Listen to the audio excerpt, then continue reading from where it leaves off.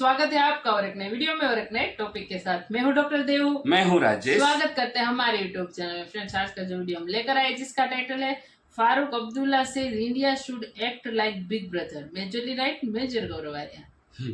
फारूक अब्दुल्ला किस चीज में कह रहे हैं वो देखना बहुत जरूरी है।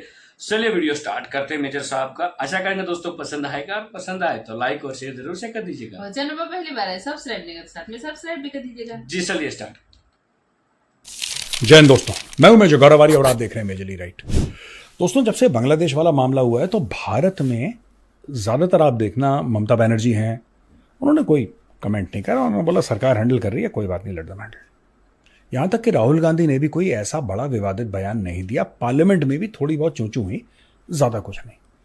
फारूक अब्दुल्ला को पता नहीं बैठे बैठे गुपकार रोड श्रीनगर में खुजली मची।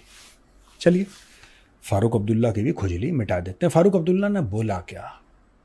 फारूक अब्दुल्ला ने यह बोला है कि भारत को एक बड़े भाई, एक पता नहीं क्यों इनको ये मोहम्मद यूनुस भी बोल रहा। मोहम्मद यूनुस जो अभी चीफ एडवाइजर बना है उनकी केयरटेकर गवर्नमेंट का, वो भी यही बात कह रहा है कि भारत को बड़ा भाई। उसने पता नहीं फारूक अब्दुल्ला को कॉल करा, यूनुस टू अब्दुल्ला कोई कॉल हुआ है कि जिसमें तुम भी बड़े भाई वाला डायलॉग मारना। वहां पे पाकिस्तान में भी भारत को बड़ा भाई जैसा।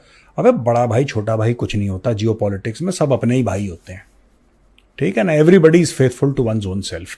तो भारत से आप कोई उम्मीद मत रखिए। लेकिन फारूक अब्दुल्ला ने बोला क्या कि हमें उसकी खुजली मिटानी पड़ी। देखिए, फारूक अब्दुल्ला कह रहा है कि भारत इस पूरे इलाके में आइसोलेट हो गया है।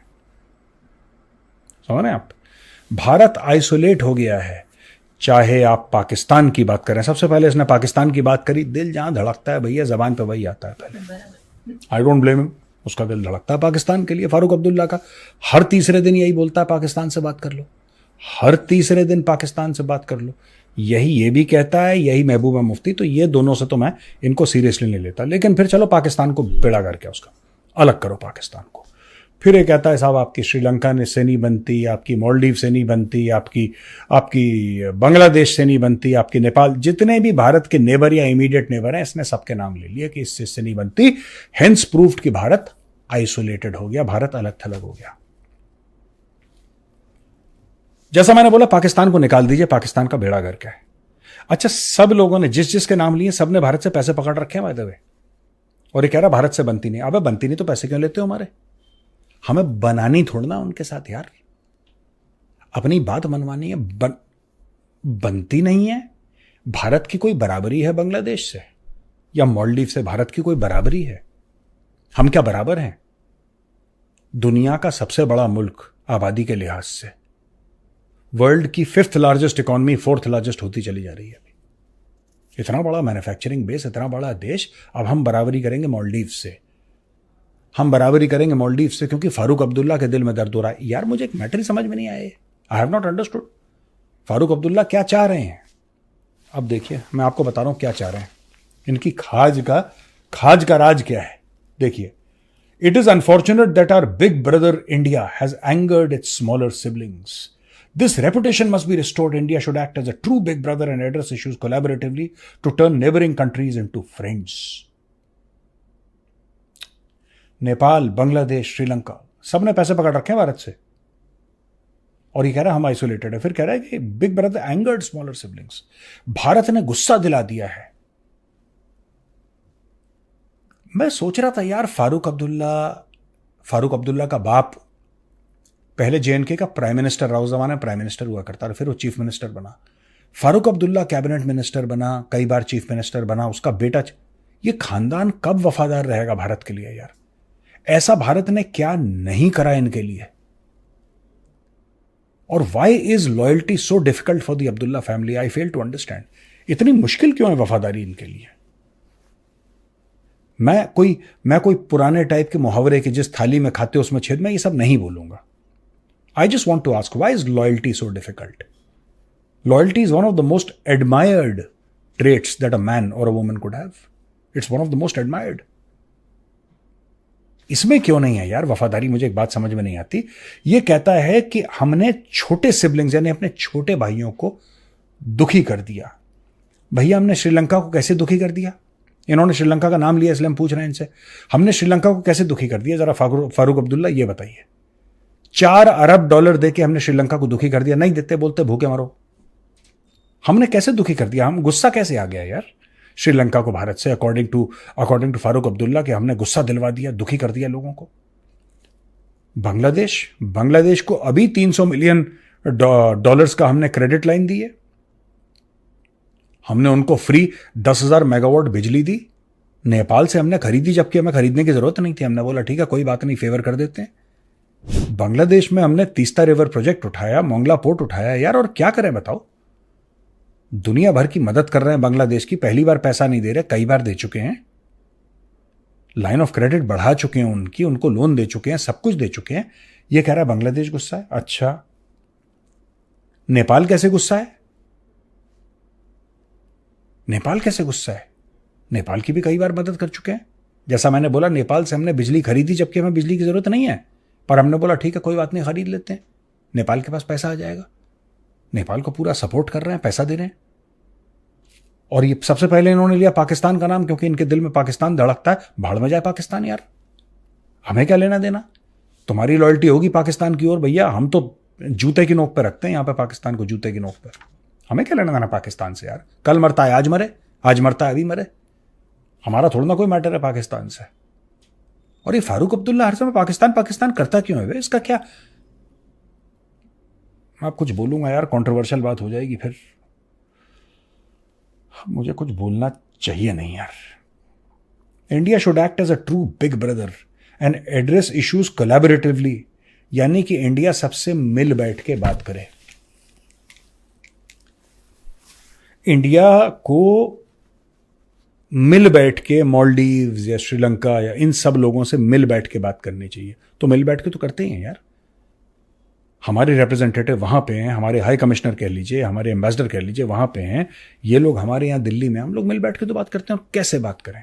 बेसिकली मैं आपको बता रहा हूं फारूक अब्दुल्ला की खुजली क्या, आपको उसकी खाज समझनी होगी। इसके नाखून क्यों खो जाते हैं अपनी चमड़ी, मैं आपको बताता हूं। दोस्तों बात यह है ना कि फारूक अब्दुल्ला को चाहिए इंपॉर्टेंस, और फारूक अब्दुल्ला को आज की तारीख में कोई नहीं पूछ रहा। फारूक अब्दुल्ला की उम्र बढ़ती चली जा रही है, बढ़ती चली जा रही है, बढ़ती चली जा रही है। और फारूक अब्दुल्ला का एक ख्वाब था कि या तो ये या इसका बेटा चीफ मिनिस्टर बन जाए जम्मू और कश्मीर का, या फिर सेंटर में कोई कैबिनेट रैंक मिल जाए। दोनों में से कुछ नहीं हुआ। अब ये तड़प रहा है। देखिए, जब आपके बाप दादाओं के लेवल से आपके हाथ में सत्ता हो, आपकी खानदानी सत्ता हो, और फिर सत्ता जब हाथ से निकल जाती है और आप सिर्फ एक मेंबर ऑफ पार्लियामेंट बन के रह जाते हैं, तो बड़ी टीस होती है। आप एक को और जानते हैं जिसके साथ यही हो रखा है। नाम मैं किसी का नहीं ले रहा, मैं तो ए पॉलिटिकल आदमी हूं, लेकिन आप और किसी को जानते हैं जो मेंबर ऑफ पार्लियामेंट है और खानदानी पावर था अब नहीं है, जिसकी वजह से कलेश है। ठीक है, फारूक अब्दुल्ला उस शख्स से बहुत ज्यादा डेंजरस है, क्योंकि फारूक अब्दुल्ला में दिमाग है, और बड़ा तेज दिमाग है दोस्तों फारूक अब्दुल्ला में।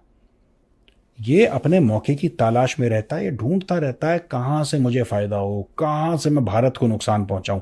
ये पिछले 1 साल में आप जाके मीडिया रिपोर्ट देखिए दोस्तों, कितनी बार ये बोल चुका है कि इंडिया को पाकिस्तान के साथ बात करनी चाहिए।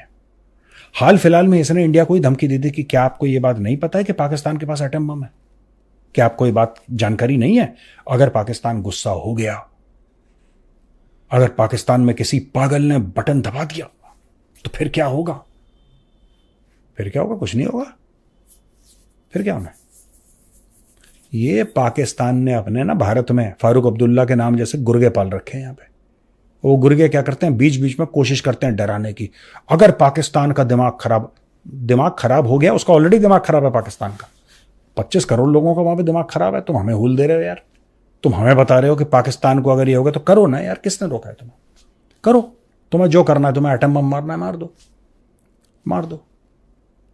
आपको एक बात पता है, दोनों खानदानों ने, मुफ्ती खानदान ने और अब्दुल्ला खानदान ने, दशकों राज करा है दोस्तों। कैसे? सेंट्रल गवर्नमेंट को डरा के कि अगर आपने ये नहीं करा ना तो कश्मीरी फिर अपना फैसला कर ले। ये ऐसी डायलॉग मारते थे कि अगर आपने ये नहीं करा तो कश्मीरी अपना फैसला कर लेंगे, अगर आपने ये नहीं करा तो फिर कश्मीरी बोलते हैं कि खोल दो लाइन ऑफ कंट्रोल के दरवाजे, हमें वहां जाना है और उनको यहां आना है। अगर आपने हमारी बात नहीं मानी तो फिर देखना, फिर हम पाकिस्तान के झंडे यहां पे। ये सारी चीजें इन्होंने कई दशकों तक करी और भारत को ब्लैकमेल करा है अब्दुल्ला फैमिली ने और मुफ्ती फैमिली ने। मैं आज मैं ऑन रिकॉर्ड बोल रहा हूं, दे आर बेसिकली ब्लैकमेलर्स। इन्होंने खूब ब्लैकमेल करा भारत की सेंट्रल गवर्नमेंट को, खूब ब्लैकमेल करा। फिर 2014 में आ गया मोदी, ठीक है, और जब मोदी ने 370-35 से हटाया, उसने दोनों को डाल दिया जेल में। और जब डाल दिया जेल में तो इनका गला सूख गया। अब ये चुप रहे वहां पे, दाढ़ी वाड़ी बढ़ा के अपनी निकले कुछ समय के बाद। आज की तारीख में बस उसने बोला कि इतनी आज़ादी है कि तुम मीडिया के सामने बकवास करते रहो जो तुम्हें करना है, ज़्यादा करा तो फिर जाओगे अंदर। थैंक यू दोस्तों, वीडियो को यहाँ तक देखने के लिए। मेजर साहब ने बहुत कुछ बातें की है। देखो, फारूक अब्दुल्ला एंड महबूबा मुफ्ती जी, इनकी बातों को कभी सीरियस मत। हाँ, वो तो हमें पता ही है कि वो। और दूसरी बात, यहाँ पे सब लोग, हम लोगों, हमारे जैसे आम आदमी का भी एक थिंकिंग होगा कि भाई इसमें भारत सरकार को कुछ करना चाहिए। देखो भाई, ये पूरा जियोपॉलिटिकली गेम हो जाता है। इस वाली गेम में जो भी कुछ करना होता है ना, एक स्टेप लेने के लिए बहुत कुछ सोचना पड़ता है। हमें ये बातें बहुत कुछ मीडिया में, सोशल मीडिया में देखने को मिलेगी कि मोदी साहब को कुछ करना चाहिए तो भारत सरकार को कुछ करना चाहिए। इन सारी चीज़ों में भाई सोच समझ के करना चाहिए, मैं तो यही कहूँगा। हालांकि बहुत ये मामला बड़ा है। वहाँ पे अभी जो प्रॉब्लम हो रही है बांग्लादेश में, वो सबसे बड़ी प्रॉब्लम हो रही है माइनॉरिटी के साथ, ठीक है। तो मेरे हिसाब से भारत सरकार कुछ तो करेगी। अभी तक बड़े बड़े कोई स्टेटमेंट नहीं आया, लेकिन हमारे जो विदेश मंत्री डॉक्टर एस जयशंकर साहब के कुछ एक स्टेटमेंट दिखने को कहीं ना कहीं मिले। लेकिन हाँ, ये भी बात ज़रूरी है कि भारत को अभी ये बयानबाजी से एक स्टेप आगे कुछ सोचना चाहिए। सोचेंगे, गवर्नमेंट जरूर सोचेंगे, लेकिन इसमें जल्दबाजी नहीं करनी चाहिए। गवर्नमेंट को पता है उसको क्या करना है। बिल्कुल, गवर्नमेंट सब कुछ जानती है, क्योंकि शेख हसीना मैडम जो है यहाँ पे आई थी बांग्लादेश से निकलने के बाद। वो पहले भारत ही लैंड किया था, ठीक है। तो सब कुछ होगा, धीरे धीरे होगा, क्योंकि इसमें सिर्फ अकेले भारत को नहीं करना चाहिए, सपोर्ट कंट्री लेना ही पड़ेगा। क्योंकि बांग्लादेश है, एक साइड पाकिस्तान है भाई, और एक साइड चाइना है। अब ये पूरा जियोपॉलिटिकली गेम है, हो जाएगा, ठीक है। क्योंकि ऑलरेडी ईरान और इजराइल का इजराइल वाला मामला चल रहा है, और यूक्रेन वाला भी मामला चल रहा है। अभी तीसरा ये ना हो जाए भाई, तो फिर विश्व युद्ध में अभी तो लोग सोच रहे तीसरा विश्व युद्ध कब होगा, कैसा होगा, ठीक है। इसमें स्पीड आ जाएगी फिर धीरे धीरे। तो अब ऐसा टाइम, इस टाइम में भारत को सोच समझ के सब कुछ करना पड़ेगा, ये मेरा मानना है। लेकिन इतना भी मैं ज़रूर कहूँगा कि इसमें सरकार को कुछ जो है कदम लेने पड़ेंगे। सवाल है माइनॉरिटी का, क्योंकि वहाँ पे जो लोग कर रहे हैं ना, वो ब्रेन वॉश वाले हैं, दिमाग के पैदल है वो लोग, ऐसा समझो तो भी चलेगा। क्योंकि उसको चलाने वाले कोई और है जो आराम से बैठे हैं, ठीक है। अब तक तो जेल में थे बांग्लादेश की, अब वो जेल के बाहर है और सेफ जगह पर बैठे हैं और ये सब कुछ करवा रहे हैं। बाकी दोस्तों, आपकी क्या राय है इस वीडियो के बारे में, कमेंट में लिखकर जरूर बता दीजिएगा। फिलहाल आपसे विदाई ले रहे, मिलेंगे और एक नई वीडियो में आपके साथ। टिल देन, जय हिंद, जय भारत।